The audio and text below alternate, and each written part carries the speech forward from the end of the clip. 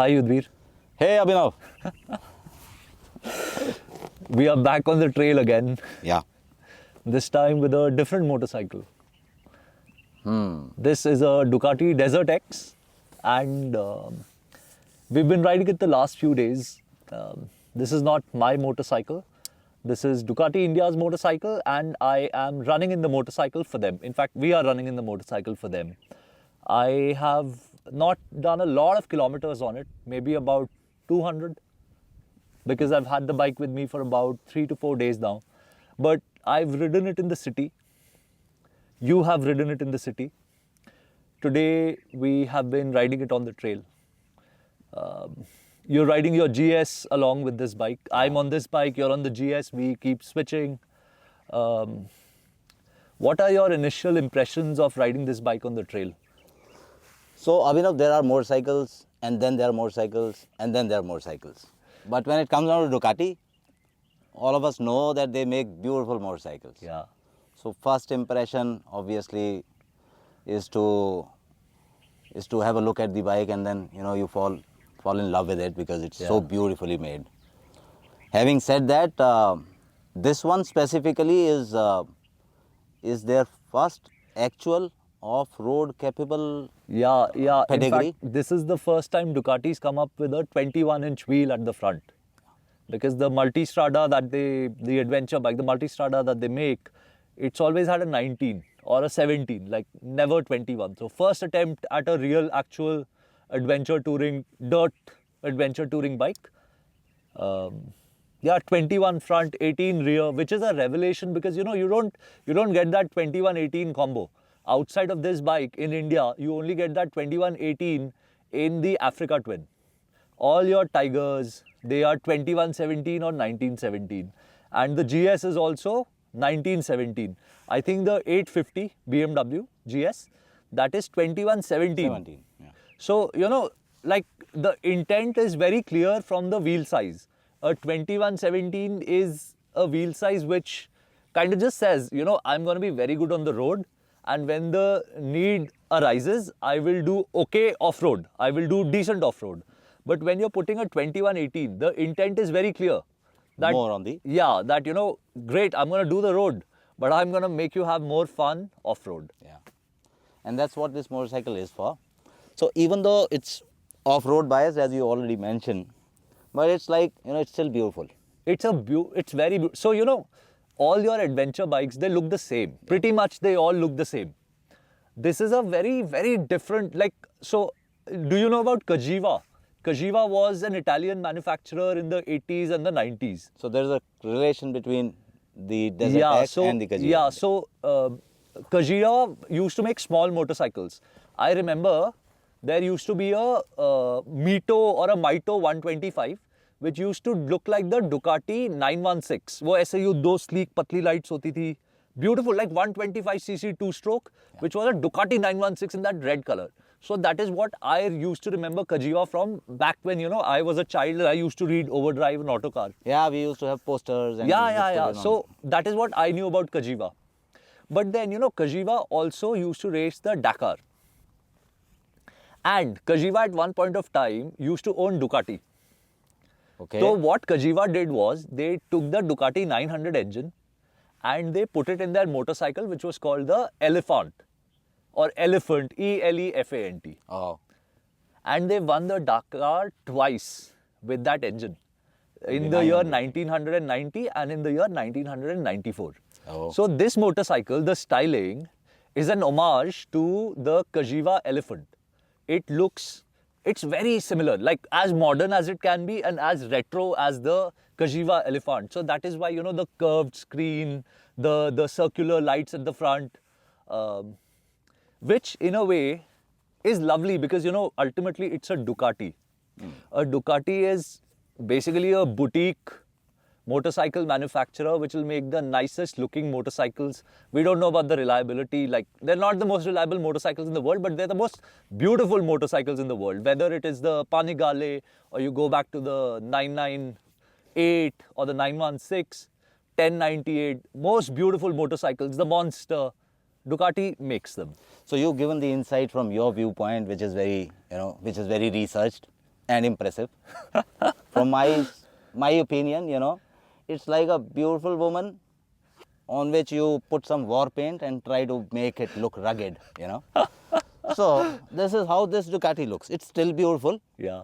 but it is rugged because we is, have tried it yeah, out. yeah. And as mentioned, with this combo of 21 incher in the front and 18 at the at the rear, it surely is a differentiator from the usual run-of-the-mill compromised motorcycles, Yeah. which are like trying to match both Yeah. of them. But this one is rode more biased So, towards the what- other what- side. Maybe the DNA of the Dakar and Kajiva and things So like that. what I feel is that, you know, like why did Ducati make this motorcycle? They already have the multi-strada. Yeah. So they have a motorcycle that is road focused, that is touring focused. So the whole reason for this motorcycle to exist is because they wanted something in the off-road space, something that you can, you know, actually race a rally on. So it's a big motorcycle, big capacity motorcycle. Yeah, 937 L-twin. But still with a dirt bike kind of. Oh, the you know? ergonomics. Yes. Completely dirt. Like you feel so familiar. Like this motorcycle, as soon as, मतलब हम तो पहली बार चला रहे हैं, right? So as soon as you get on the dirt, you stand up on the pegs and you just start opening the throttle. Yeah. In fact, on the dirt, this was kind of coming more easily to you. Yeah. Rather than on road. At road, it takes a little bit of while to get used to the torque curve and remain there, because Yeah, on the yeah. road, you want to be at a RPM and you want to hold on to a speed. Yeah. Whereas on the trails, what you do is you keep opening and closing the throttle and Yeah. you move around with the motorcycle a bit. And what I felt was that it was better to get used to the motorcycle on the dirt than on the road. It took me, you know, 2 rides on the road in order to extract the potential out of the motorcycle, to understand the gearing, where Right. should I keep in terms of RPM, how much throttle should I hold, etc. But on the trail, as soon as we entered, You didn't have to think you- twice about how to ride this bike. It naturally it is like made for this kind of an environment. So it Yeah. handles Yeah. very, very well. So you said that, you know, other motorcycles are a compromise. Now I would like to you know, talk a little bit about that, because ultimately every motorcycle is a compromise. There is no a motorcycle that is a do-it-all motorcycle is the ultimate compromise. Which is what all motorcyclists Which is keep all- searching for. you know, Absolutely. and it never comes. Yeah. So if let's say there is a spectrum of motorcycles, at one end, we'll talk about the bikes that we own and we have. At one end, you have the two-stroke KTM that I ride, 100% dirt, Yeah. 0% capability on the road. On the road, It's yeah, not meant for the road.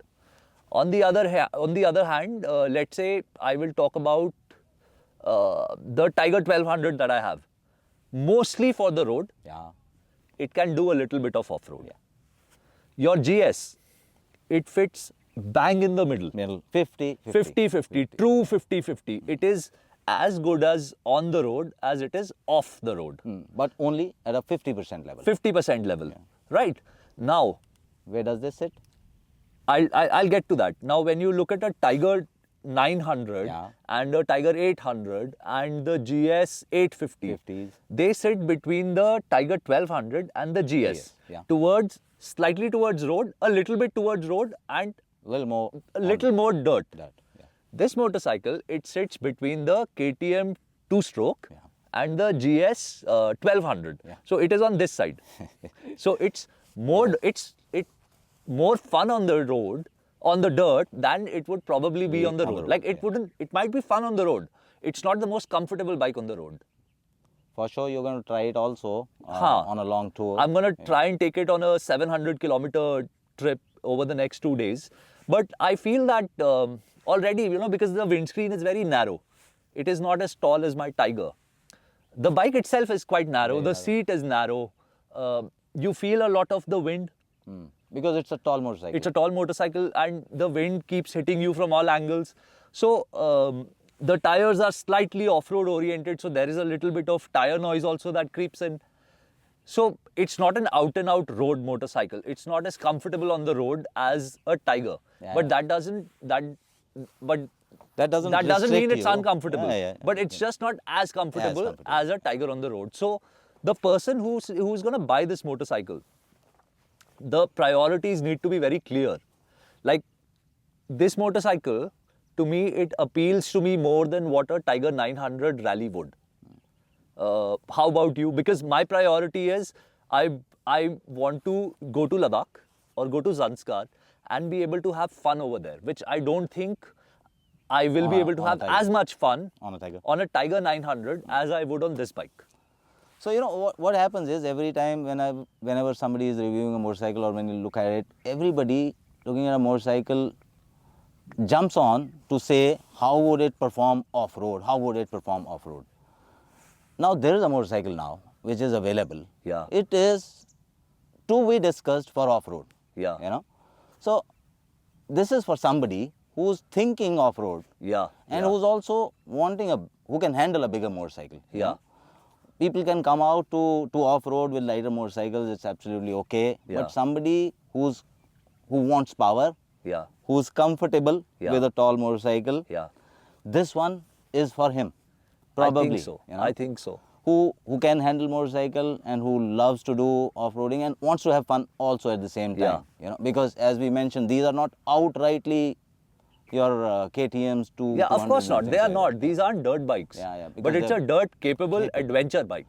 And you know it has got ample power, so you Oh, can lots have of lots power. of fun. So this motorcycle, you know, I hate talking specifications. I don't think they matter a lot. But here in this motorcycle, we'll have to talk a little bit about the specifications and the electronic suite it has, because I think that's the highlight over here. So I'll just get this out of the gate, okay? Like 937cc L-twin. Now in L-twin, it is known for its torquey nature. Like that torque will come in and it'll hit you, and it sort of goes like a turbocharged motorcycle. It comes in and boom, then it starts going. In off-road, when you just open the throttle, the rear wants to just slide out and it just wants to go fast. Yeah. So that really helps over there. And what keeps it in check is the fact that this motorcycle has all the electronics that you can possibly think of. Everything is thrown in. Everything is thrown in. So it has some 6 riding modes. Off the top of my head, I remember sport mode, which is, you know, 110 horsepower. Then it has traction control, wheelie control, cornering, ABS, whatever that you can think of. It's there in this motorcycle. Then you've got a slightly milder urban mode, which, you know, sort of dulls down the throttle response. You've got a wet mode, which will have the maximum traction control. You've got an urban mode for the city. Yeah. I've been riding in the urban mode and I've been riding in the city in the sports mode also. In both, I don't open the throttle much in the city. Why will you do that, right? So it rides normally. Like I didn't feel that much of a difference because I was riding normally in the city, like how everybody would. Then you've got an enduro mode. Yeah. What we've been riding in right now. Now the enduro mode, it brings the power down to 75 bhp. Oh. Which also is so much power that you will, who's going to use 75 bhp here? Hum to 40 bhp, I think 40 is what we would be using max. And then you have a rally mode also, the 6th mode, which gives you access to the 110 horsepower. Oh, we did not try that. We did not, because this is not the place for that. You need, like, let's say you're in Zanskar and you know you have those long stretches of dirt. That is where you probably pull. Or if you take it for desert riding, you go to Jaisalmer, Bikaner, etc. And do some sandy trails. Maybe those modes will help over there. And it has a dedicated button to turn the ABS off.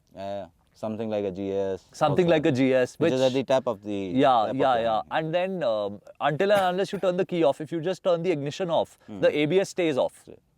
Okay, so you don't have to... You don't have to every time turn the ABS off. So the electronics really help. So electronics are all there. They're there. And you know, now there are 2 schools of thoughts. One is, I don't want any electronics. It makes the motorcycle unreliable. I want to ride it. I'm a pure motorcyclist. I want to ride without any electronic aid. If that is the school of thought you have, band kar do, like turn it off, turn everything off and ride it. But in today's age and stage, I haven't heard that, you know, sensors and actuators failing so often. You know, they have become reliable over a period of time. So to live with electronics is only a is a mind block today. That if you have too many electronics, which means something will fail. And with our experience, we've taken our motorcycles everywhere. Everywhere, just about everywhere now. We haven't come across anything which is failing until unless we have done something, bad. And so I'm anti-electronics, okay? I belong to that camp. But on this motorcycle, I did not find the electronics to be interfering anywhere. So, it's something like this. You don't want electronics, to bring down the cost because you don't use them at all. But a motorcycle package like this, Yeah. which is for everybody, and Yeah. sometimes they come handy, and they're made for safety as well. Haha. So, they would always be there in motorcycles like these. Yeah. You may love them or you may not love them. So, it's up to you. You want to switch them off, and they all come with the switchable option. Yeah, so you can turn everything off, but I didn't feel the need to turn anything off apart from ABS. Because what was happening was, I don't know why, today I was feeling a little stiff, and since this is the first time I'm riding this bike, whenever I was going into a corner, I was holding on to the front brake quite a lot, and I was losing my front in that transition in the corner because I was still holding on to the front brake because, again, I'm not extremely familiar with the motorcycle. Yeah. So as soon as I turned the ABS off, even that went away. That front washing out feeling, it just went away. So I really liked that. Then today when I was riding this bike, we did the section which is slightly more technical than the regular Than the straight usual one, summer sprint section, the rocky section. I did not put my feet down at all. All the I way. felt very confident, and the power really helps. But power is not everything, right? The control of the motorcycle, because ergonomically it feels like a dirt bike. The foot pegs are right under you. The foot pegs are brilliant. They've got these teeth, and they're wide. So you get very planted. You get a very good grip on them. So, and the bar is tall. It is right on top of the suspension. So you can hold on to the motorcycle. It's so narrow, very it's dirt bike narrow. Like, did you not feel it? Like, so narrow to hold. So you can hold it very easily. For me, I am 5 feet 7 inches. Yeah. This is a little tall motorcycle for me. Okay. So I have to rely completely on the balance. Yeah. And when you have to completely balance the motorcycle, it should be narrow. It should come very easily to you between your legs and your knees. Yeah. And this is something which is designed in this motorcycle to do. Yeah. It's easy to find a position which Yeah. is a comfortable position with a posterior bent and onto Yeah. the handlebars, and you don't have to find it out. Haha. And this is what I want to point it out. Yes, I felt it. It has the ergonomics of a dirt motorcycle. Yeah. Yeah. For sure. And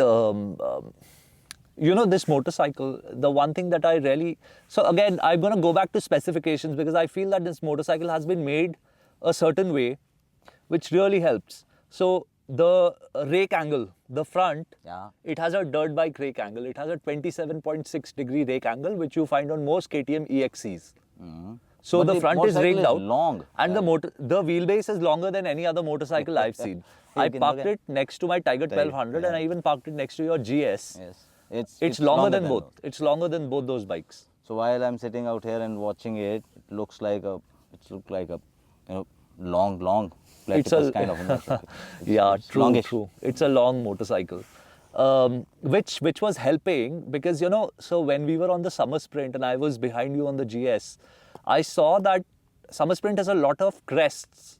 Yeah, there. So the bike goes in and it jumps up and it goes in and there are multiple crests.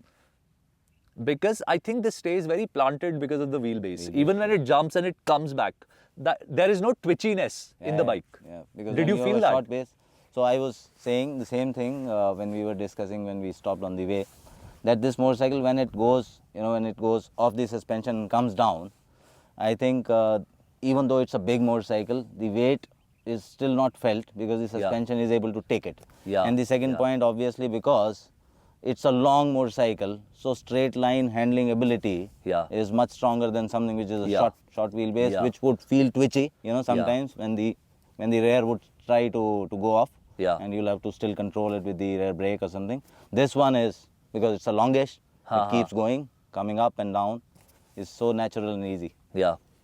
So again, talking about the brakes.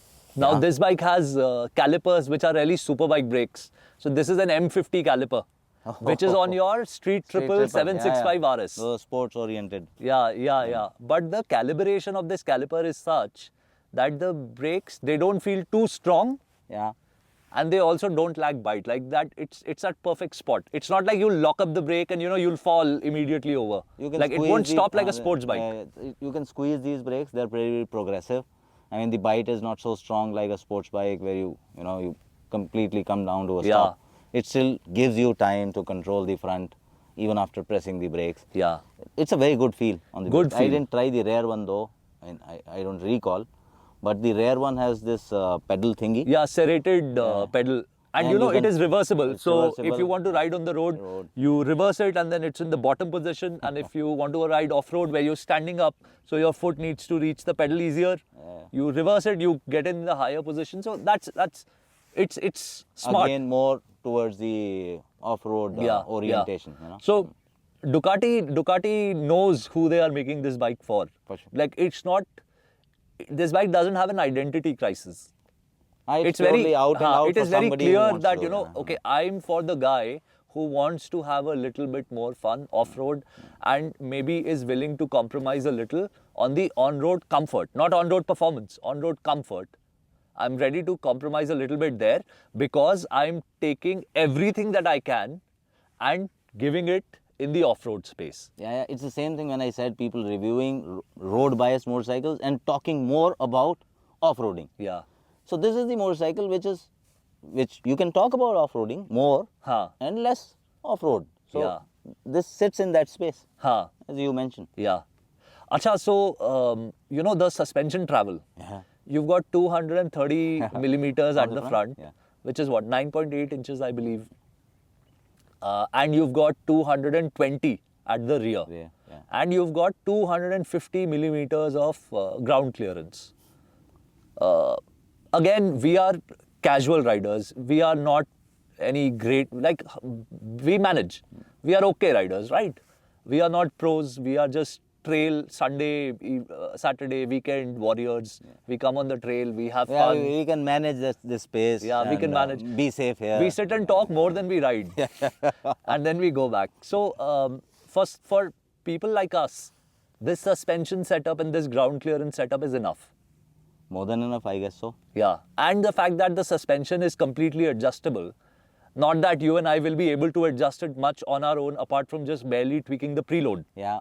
It's not like we will be playing with compression and rebound on this bike much. But the stock setting for somebody at our skill level, it's okay. I did not have a problem with that because international forums and videos that I was watching, a lot of people say that the rear suspension is a weak part of this motorcycle, that it bottoms out very quickly, very easily. But it did not happen with us because we don't push the bike that much.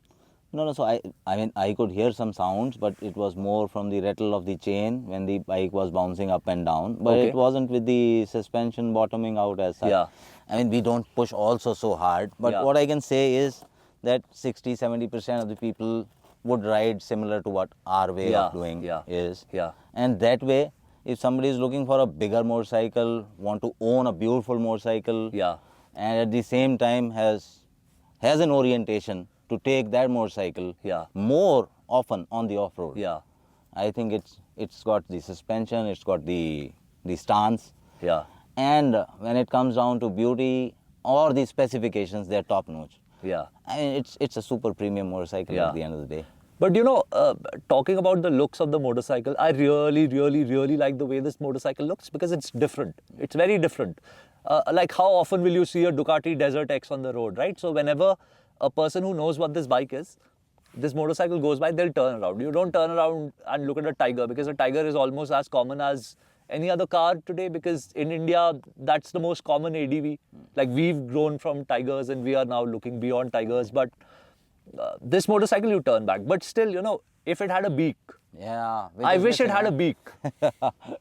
So that is something which is missing. So talking about now maybe a little bit on the niggles. Yeah. So here it doesn't have a beak, which could have further, substantiated enhanced we are saying. The looks. Because I mean, I guess I'm just used to that ADV look where you have a beak. So You remember that Tiger 800 XRX, the base model जिसमें beak नहीं आती? Beak नहीं आता. It looks very odd. Yeah. But as soon as you add a beak to it, it looks like a proper ADV. Yeah. So maybe that beak would add a little bit of drama, a little bit of, like, it'll complete the look of the bike.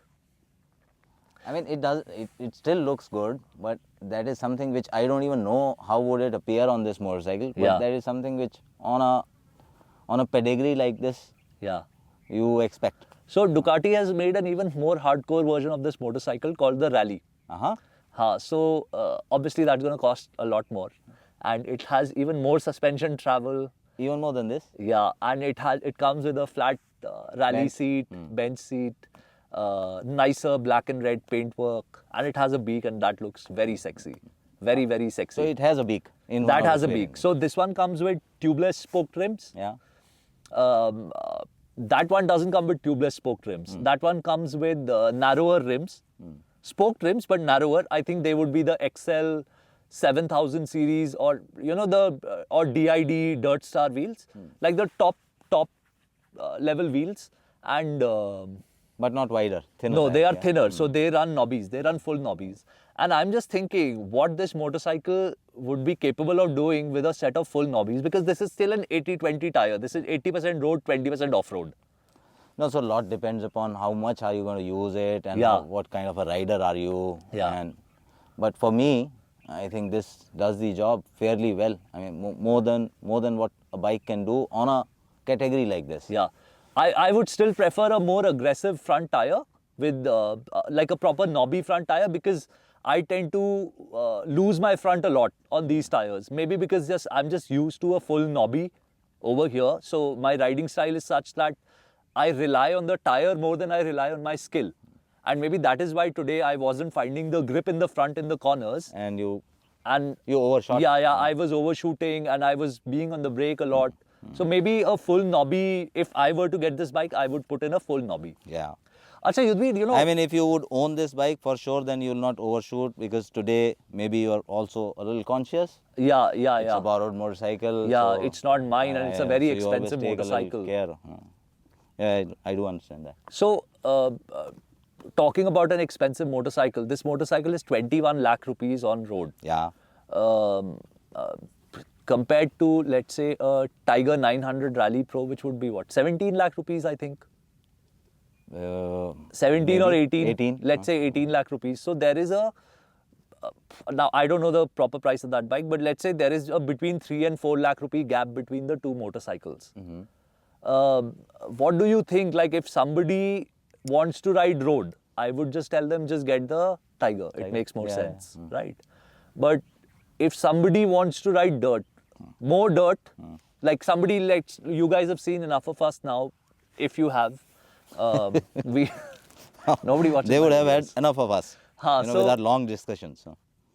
If I were in the market and I had 17 lakh rupees, what I would try and do is I would stretch up and get this over a Tiger 900 Rally Pro. Depending upon what is your intention. No, I'm talking about myself. My intention, right? So, what would your frame of mind be? Let's say you have 17 lakh rupees. So, I mean, I don't know, and we don't have to be philosophical about it. No. This is not about you giving gyan. This is about what you would do. So, we have ridden Tigers and we have seen them, and this one is completely a new experience. Yeah. And of course, this is way above when it comes down to purely using a motorcycle on rough roads, rough patches, or doing trails like this. Yeah. Right? So if your orientation is like this, then possibly my choice would move from a Triumph to this one. Yeah. But it's a journey. Yeah. Unless you haven't experienced a Triumph, you would not know what the difference, how different this bike is. Yeah, correct. I mean, you straight away jump onto this. Maybe you're not so comfortable. Then you would be on a Tiger. Of course. I mean, this cannot be somebody's first bike. This is not a beginner friendly motorcycle. Not at all. But what I would say is, it's also not very complicated to ride. So somebody who has ridden a Himalayan for about a year or 2 years, I think they'll be okay on this motorcycle. Oh, no, so it depends upon the rider for sure. But when you're moving from motorcycles to motorcycles, and you're graduating I would differ that, you know, from a smaller motorcycle. I mean, in weight proportions it can be same, but you know, in terms of the part department, a bigger motorcycle would always remain a bigger motorcycle, and it takes a while to get used to it. Well, when you say, you know, it's coming easy to us, Yeah. it's because we moved through that. But that's also true, because we have been doing trails for 4 years now, almost 4 years. And we have ridden bigger motorcycles, you know, on all sorts of heavier bikes, heavier bikes with a little bit more power, etc. etc. Yeah. That's true. That's So true. for somebody, you know, if somebody would make a straightaway comparison between these two motorcycles, should have experienced the previous one a little bit more. Yeah. So as we are already too aware about Tiger, we can surely say that Tiger is more road biased and this one is out here. Yeah. And we have moved to this kind of an environment now more. Yeah. And we are comfortable here. So we want a motorcycle which is also comfortable in an environment like this. Yeah. Like I feel that, you know, so I mentioned this in a previous video about this motorcycle. Buying a 17-20 lakh rupee motorcycle, it's not a rational decision. Like, there is no way you can justify the need of a motorcycle that expensive in the most rational manner. You can't. So when you're spending that kind of money on a motorcycle, the decision should be from your heart. What do you want? Yeah. It is not what you need. Yes. Because then only you would be able to live with it. Yeah. what you need is being fulfilled by a Himalayan 450. Also, yes. But what you want, Yeah. now I can easily say I want this. Yeah. So this is absolutely true. Buying a motorcycle that expensive is not so easy. Yeah. And that is why people like us exist, who talk about motorcycles and try to let people know. Yeah. And we also watch so many of course. reviews, because Of course. it's not easy. Yeah. And as we mentioned in the beginning, on a motorcycle we want everything, you know, a do-it-all. Yeah. Which doesn't happen in the real sense of the word. It cannot happen. A bike will always be a compromise. The better it will be at something, slightly less at the other. So, you know, expensive motorcycles are to be bought from your heart for sure. Yeah. Because you want to live with it. Yeah. And if you don't like it from your heart, Yeah. you would have to move again. You know? Yeah. You would not stay and stick with it. Yeah. And a want obviously is it can be fulfilled, you know. Yeah. Many ways, and you can be still happy about it. Yeah. So it's about a stage where you are in your motorcycling journey. Yeah. And for us, you know, sometimes a want also matches our heart. Yeah. Okay? But it has happened over a period of time. But there are, you know, we always, in our heart, we always want to own premium and big motorcycles and beautiful looking motorcycles, feature rich motorcycles. Like, as much as I want to now shift to the Himalayan 450, which eventually I will, once I sell my Tiger, I'll get a Himalayan 450. But then you will be on a lookout. I'll also want the Ducati. Yes. Like, it can't be that, you know, oh, I'm riding a Himalayan, I don't need another bike. Of course, I don't need a bigger bike, but I really want this Ducati. It's like that. Not having the money for it is a completely different topic. But yeah, this is a very desirable motorcycle. I like the way it looks. I like the way it rides. In fact, when I had first seen the reviews and the pics of this motorcycle, I was wanting to actually look at this motorcycle. And it's, you know, when you look at the motorcycle, it truly justifies, you know, the way it was appearing in those pictures, and the silhouette of the bike and the way all components are merged together, and the, you know, the paint work. It's so amazing. You know, Ducati does a real good job in creating very, very beautiful motorcycles. So I'll tell you, when this motorcycle came out, what was it, 2 years ago or so? Yeah, it's been long, I guess. The press material had a shot in which, so they just changed the tires, they did not even tweak the suspension, and they rode it on a motocross track. And there was a shot of the bike flying in the air, front shot, the bike is coming towards me, it's about to land. And I really took notice of this motorcycle after looking at that photo. I'm like, wait a second, this bike is actually very capable. And from then onwards, even I was like, yaar, ek baar chala ke dekhni hai. Because I think I had my like doubts about the capability. I was thinking that they are only creating a beautiful motorcycle as usual with Ducati, with your multis and everything. Yeah. But this one, when you ride it, it has the capability also. You know, it's not out and out only on the beauty side of it. Yeah. You can still, I mean, even though you don't want to abuse a motorcycle which is good looking and beautiful and everything packed in so neatly. But this bike feels like it will take but it. this one, you know, you can still Yeah. do things and it doesn't rattle, it doesn't feel. But that it's a very new bike, right? Like we don't know what it will be like 25, 30,000 and kilometers you can down still the line. you can still get a rough idea about how things have been packed in. Yeah. And I still feel it has been checked out. I guess so. So now I want your perspective a little bit from a GS 1200 rider. You have ridden your GS 1200 extensively here. Today on the trail, you entered on the Ducati. I entered on the GS. Yeah. And then after a while, you switched from the Ducati to the GS. How did that transition feel like? I know what you feel about riding the Ducati. What do you feel after switching to the GS from the Ducati? So this was the first time when we had entered with this motorcycle today, and I was riding it, and you probably covered some shots also from behind because you were carrying a camera. You know, this motorcycle was like a big dirt bike, as we've been saying over and over again. So it was really fun. I enjoyed it so much, and I completely forgot about how my GS is by the time I went back on the GS. As soon as I sat on the GS, I mean, because the mind was so much conditioned on a bike like this, that I felt my motorcycle completely road biased, you know. It was like a very low, even though people say GS is tall but you know, it was like I'm sitting on the ground, the handlebars, they were, you know, dropped towards me. And you know, the suspension, even though it is good, I'm used to it, but you know, comparing with it, there was nothing. So GS is good, but you have to be careful with the GS when you bring it to terrains like this. This one, I wasn't careful. Yeah. I mean, this could go easily. So in GS, you watch it and you ride it. This one, you didn't have to watch it. So, you know, I fell a little out of love of GS for a while. But then, you know, it came back again to me naturally because, you know, that motorcycle is just 50% on road, 50% on. That's what GS stands for, I guess, as well. Yeah.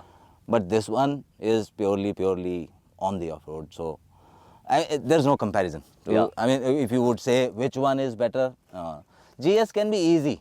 Yeah. GS can do more, you know, both. Yeah. This one will do more here, but not on the other side. Yeah. So there's no comparison, you know, as we said. So we swapped bikes yesterday. I took the GS home and you took the Ducati home. As soon as I sat on the GS, it felt almost sports bike like or a naked motorcycle like. I also felt the handlebar were lower. They were towards me instead of being right on top of the suspension. My hands are small, so I have rolled them a little. Even though the foot pegs are centrally set, they still felt a little bit like rear sets. So I felt I was canted forward like a sports bike on the GS. And it felt very low. Like when I put my foot down on the ground, on the road, it felt almost like a street triple. Like that's an exaggeration, but it felt like a very street bike. And then when I rode it, it also felt different. It felt more road oriented. When I got onto the trail, I haven't ridden this motorcycle on the trail till that point of time. I only rode the GS today till I got onto this bike. So when I rode on the trail on the GS, it felt very easy to ride. Yes. Because the GS, the Boxer twin, the engine is down low, right? So the center of gravity is low. The bike is, it's an engineering marvel, the GS. It felt very easy, good to ride. But as soon as I got onto this bike, now the GS is a brilliant bike to ride. But you can't have fun. This is a fun bike to ride. Like as soon as I got on this bike, fuck, let's go. It just spoke to me, let's just fucking pull the throttle and let's go. Yeah. It's that kind of motorcycle. And that is what I'm looking for in my bikes. So there's no comparison of a GS. The GS is completely a different DNA than this one. Meant obviously to do both the things equally. But this one for sure, when you come down to a place like this, you can't match a GS with it. No possibility, no possibility. I'm not even going to compare it to my Tiger 1200. वो there's तो no comparison, भूल जाओ. There is just no way that I can, even talk about the both of them in the same breath here. Acha, so outrightly, for somebody who wants to have fun, yeah, on dirt, on broken roads, because we don't know how this motorcycle rides on road. On road. We'll talk about that separately. This is just a dirt discussion. Then Yudhvir, you also rode recently. You rode this guy Jasween's Tiger 900 Rally over here. yeah. How was that in comparison? Like small comparison. Small comparison to, I mean, it can manage all these kind of places, but the point is, I always felt that the Tiger was top heavy because of its triple configuration wherever the engine sits in the cradle. I surely can't do a lot of enduro stuff on the Tiger. I mean, you can't drop the throttle too much and lean the motorcycle because it's top heavy. Yeah. You can easily feel it. Huh. So, I mean, between the two motorcycles, we've already said it. It's no, I mean, even though it's called as rally, whatever, it has a 21-incher, travel, good ground clearance. No, but it doesn't match with the setup of a motorcycle like this. I think what also would have gone against the Tiger that day would be it comes with those Dunlop's road tires. Yeah. So a full road tire Yeah. will never let you get a good feel of the bike over here. That is when you're pushing it in the corners and trying to see that. But I'm talking about slow speed, maneuverability and riding of a Tiger is kind of, it's heavy from the top. Okay. This feels light. This feels light to ride. Yeah. And you can't hold on to that motorcycle the way you hold this. It's perched higher and under your feet. You have a feeling. Tiger doesn't give you that feeling. I mean, I'm not saying Tiger is bad, but No, between Tiger's the a two, great bike, but this just feels better. this is more evolved in that department of off-road terrain. So for sure, any day. Acha, talking about off-road terrain, like this didn't come to me earlier, just came to me now. The gearing of this bike, the first two gears are short. Very, very short. So very trail oriented. Like I could keep it in the second for the longest time. Yeah. And then as soon as a straighter stretch would come in, I would shift it to third and I would keep it in third for the entire duration. Yeah. So this bike, obviously, whatever the engine configuration is, doesn't have loads and shit loads of torque at the lower side. You still have to under bring it 2000 RPM, I didn't, there's nothing, not nothing. much. So, you have to keep the vehicle moving in order to extract out of this motorcycle. So for somebody or you keep slipping the clutch. see, it's about an impression whether the bike has got torque or not, because if you are running it too low in terms of RPMs, obviously there's no torque. But if you are a little seasoned and you are able to keep the bike moving, you would keep it in the rev range where the torque is available. Yeah, true. And you can't drop the throttle completely on this motorcycle in third gear and then imagine that you will pump it up and it will give you everything, because you have dropped everything. Yeah. So the torque comes in a little higher, but then it has its own advantages and disadvantages. Yeah. You can still run. I mean, you should be able to keep the vehicle moving in order to extract the torque out of it. If you slow it down too much, so for a beginner, sometimes maybe an impression would be that torque is not so great. Okay. This is my impression. But if you are if you're on certain RPMs and you're able to manage and hold those, you would not complain. I guess so. Yeah.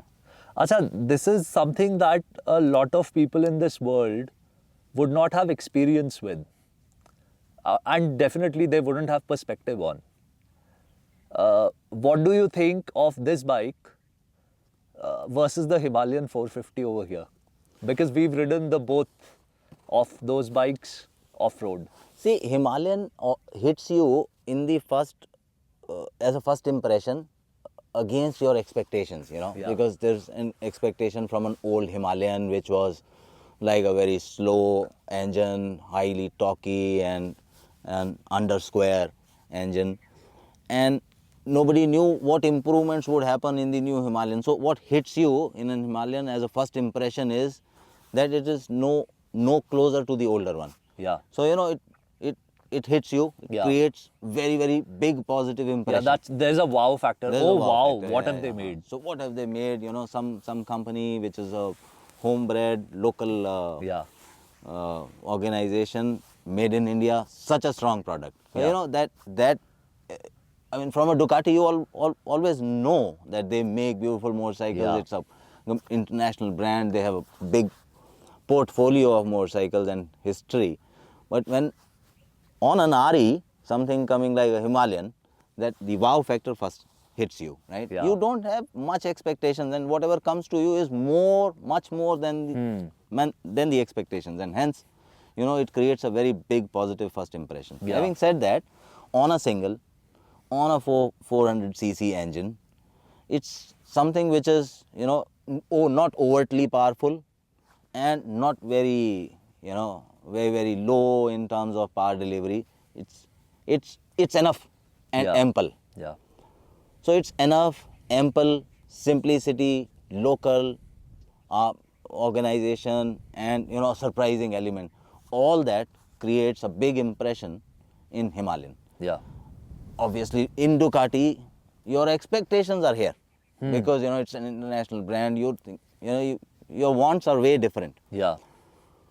So obviously, an RE is not a comparison because these two motorcycles Yeah. are way different, sits in different places. But RE is No, I is mean in terms impressive of when it comes I down to, mean you in know. terms of capability riding off road. No, riding dirt. see, it lacks power. There's no match. You know, when you have power, you have more fun. Yeah. You know, and when you have less power, it's you know, you're managing things, and you're still happy about it. I And there's guess no so. match, yeah. So what I feel is, I feel that I would probably be as fast on the Himalayan as I would be on the Ducati, because on the Ducati I will always hold back Yeah. because I drop a Himalayan, it will cost me at best 20,000 rupees. Why do you keep talking about dropping motorcycles? all the Because that's something that will keep happening. Like, thank God we haven't dropped this bike, but you will drop your bike here. time? Yeah, like I dropped my bike. You today. dropped your GS today. We will drop bikes here. It's just how it is. So I do fear dropping the Ducati. Now it's got good protection on it and everything, but you don't want to drop a Ducati. So I feel I'll be faster. I'll probably be as fast on that bike as on this bike, but still this will keep me a little bit more entertained because that snap out of, you know, corners and that acceleration, like covering that gap between two corners, that straight patch, this will be a lot more fun, which is expected because, again, you know, bigger engine, bigger power, bigger everything. In fact, what I feel is, you know, this is like a very upmarket, refined, loaded with electronics Himalayan.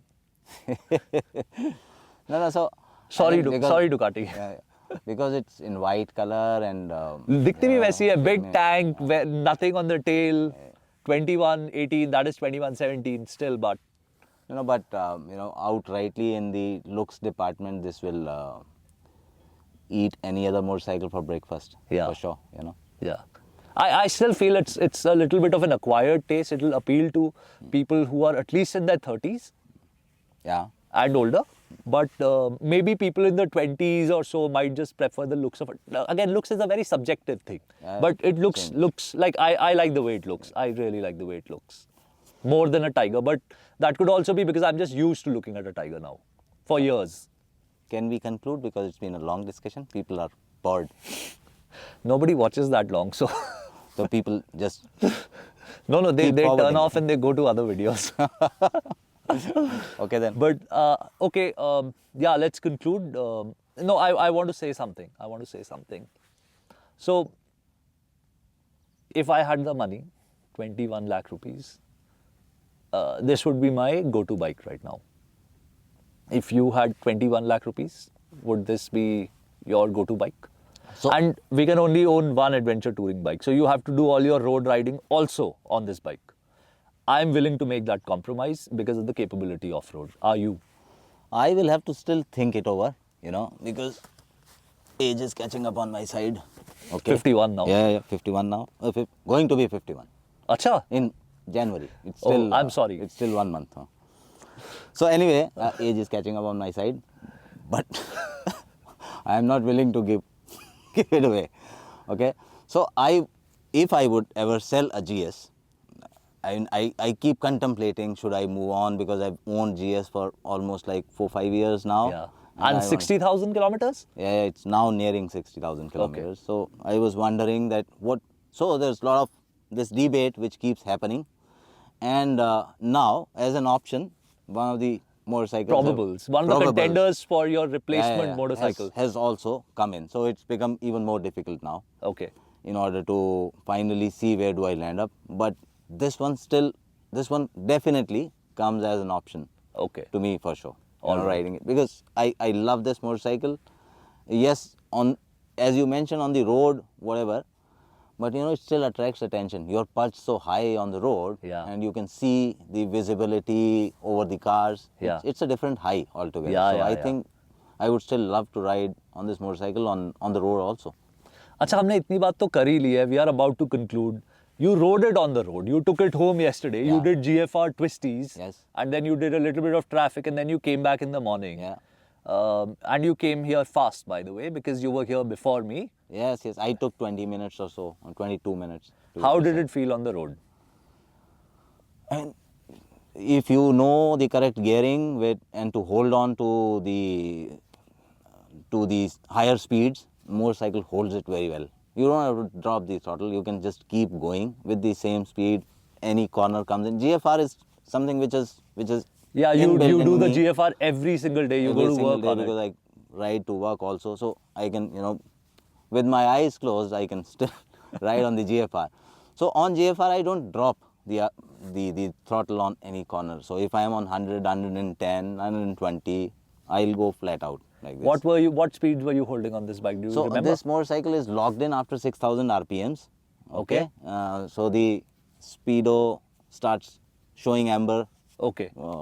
Big glow. Yeah, because it's being run in. It's run in. So it didn't take it more than 6,000 RPM. So I had to switch over to the 6th gear every time in order to bring down the RPMs.